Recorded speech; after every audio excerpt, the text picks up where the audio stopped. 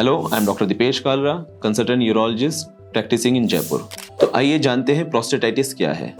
काफी मरीजों का ये सवाल रहता है कि क्या प्रोस्टेट रिलेटेड बीमारियां यंग एज में भी हो सकती हैं। तो प्रोस्टेटाइटिस, जिसे प्रोस्टेट का इन्फेक्शन या इन्फ्लेमेशन कहा जाता है, यूजुअली यंग एज ग्रुप की बीमारी है जो 20 से 40 इयर्स ऑफ एज ग्रुप में पाई जाती है। यह बीमारी इन्फेक्शन के कारण से भी हो सकती है और बिना इन्फेक्शन के भी हो सकती है।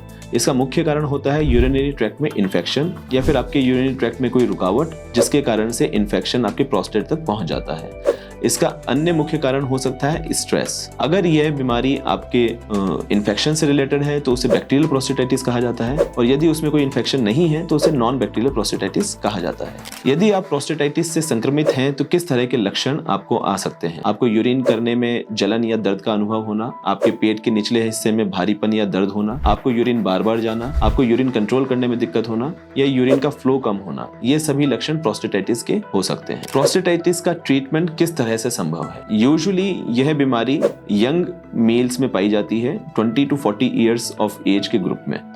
इसका इलाज मुख्यतः दवाइयों पे ही निर्भर होता है।